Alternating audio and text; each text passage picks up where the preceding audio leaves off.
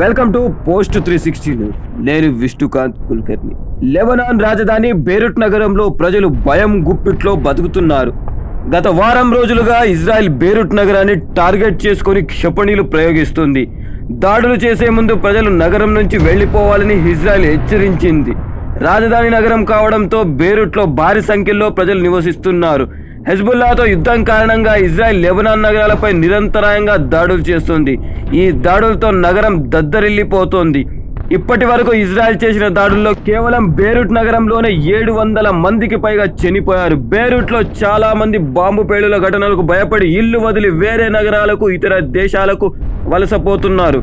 చాలా ఇళ్లలో ప్రజలు తమ విలువైన వస్తువులను సైతం వదిలి వెళ్లిపోయారు. ఇజ్రాయెల్ క్షిపణులు బేరూట్లోని భవనాలను టార్గెట్ చేస్తుండడంతో జనాలు ఇల్లు వదిలి రోడ్లపై నివసిస్తున్నారు. రాత్రి వేళ అందరూ ఇళ్లు ఖాళీ చేసి నగర ప్రధాన కూడళ్లు, సహాయక శిబిరాల వద్ద ఆరు బయట నిద్రపోతున్నారు. రోడ్లపై కొందరు టెంపరీ టెంట్లు వేసుకొని కూడా జీవిస్తున్నారు. ఇజ్రాయెల్తో యుద్ధం జరుగుతుందని తెలుసు, కానీ యుద్ధం ఇలా సామాన్యుల ఇంటి వరకు చేరుతుందని అసలు ఊహించలేదు. రాకెట్ దాడులు చేయాలనుకుంటే మిలిటరీ స్థావరాలపై చేయాలి, కానీ సాధారణ ప్రజల నివాసాలపై కాదు అని అక్కడి స్థానికులు చెప్పుకొచ్చారు.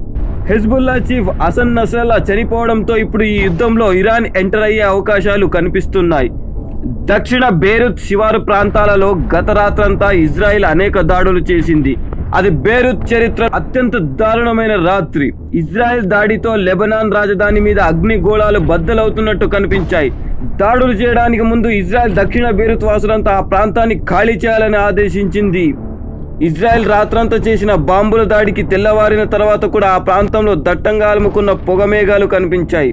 పేలుళ్లు తెల్లవారే వరకు కొనసాగాయి. పేలుళ్ల తాకిడికి భారీ శబ్దాలు వినిపించాయి. బేరూత్ మీద ఇజ్రాయెల్ దాడి మొదలైన తర్వాత శనివారం రాత్రి జరిగినన్ని పేలుళ్లు గతంలో ఎన్నడూ జరగలేదు. తాము హిజ్బుల్లా స్థావరాలపైనే దాడులు చేసినట్లు ఇజ్రాయెల్ సైన్యం ఎక్స్లో పోస్ట్ చేసింది. దక్షిణ లెబనాన్లో తాము 2000కు పైగా లక్ష్యాలపై దాడులు చేసినట్టు తెలిపింది. ఇరాన్ నాయకత్వంలోని అనాగరిక శక్తులపై పోరాటం చేస్తున్నట్టు ఇజ్రాయెల్ ప్రధానమంత్రి బెంజమిన్ నెతన్యాహు టీవీ ప్రసంగంలో చెప్పుకొచ్చారు. ఇజ్రాయెల్ భీకర బాంబు దాడులు జరిపింది లెబనాన్పై. అగ్నిగోళాన్ని తలపించిన బేరూత్ పట్టణం. హిజ్బుల్లా గ్రూప్ స్థావరాలే లక్ష్యంగా ఇజ్రాయెల్ భారీ స్థాయిలో వైమానిక దాడులు దిగడంతో దక్షిణ లెబనాన్ ప్రాంతంలో ప్రజలు ఇళ్లను ఖాళీ చేసి ఇతర ప్రాంతాలకు తరలిపోతున్నారు. కార్లు, ట్రక్కులు, మోటార్ సైకిళ్లపై ప్రజలు ఉత్తర లెబనాన్కు పారిపోతున్నారు. ఇరాన్ మద్దతు కలిగిన హిజ్బుల్లా గ్రూప్ స్థావరాలున్న ఇజ్రాయెల్ సైన్యం నుంచి అల్టిమేటం వచ్చింది. వాయిస్ రికార్డింగ్ హెచ్చరికలు అందాయని కొంతమంది స్థానికులు కూడా చెప్పుకొచ్చారు.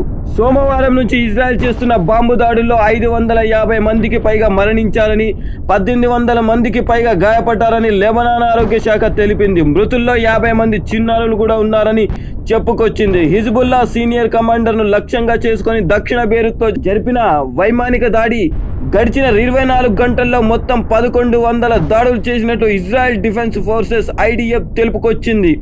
ఇజ్రాయెల్ మరోసారి భీకర దాడులకు పాల్పడింది. గత కొద్ది రోజుగా లెబనాన్, ఇరాన్పై దాడులు చేస్తున్న ఇజ్రాయెల్ తిరిగి గాజా మీద దృష్టి సారించింది. హమాస్ను లక్ష్యంగా చేసుకొని బాంబుల వర్షం కురిపించింది.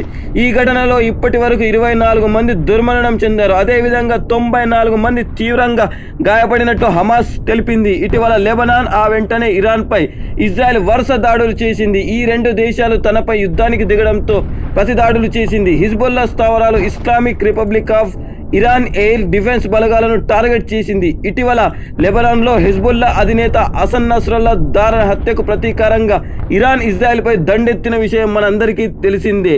ఇజ్రాయెల్ దేశ కాలమానం ప్రకారం తెల్లవారుజామున సెంట్రల్ గాజాలో ఉన్న దాయిరా అల్ బలాలోని హమాస్ స్థావరాలపై భారీగా బాంబులతో దాడి చేసింది.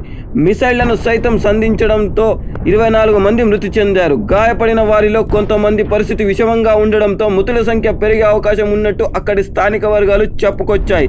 అయితే దాడి విషయాన్ని హమాస్ ధృవీకరించింది. మసీదు పక్కనే ఉన్న ఓ స్కూల్పై ఇజ్రాయెల్ దాడికి పాల్పడినట్టు ఆరోపించింది. దాయిరా అల్ బలా ప్రాంతంలో అల్ అక్సా ఆసుపత్రి సమీపంలో ఉన్న ఇబిన్ రుషీద్ స్కూల్, షహూదా అల్ అక్సా మసీదు ధ్వంసమైనట్టు మీడియాలో వార్తలు వచ్చాయి.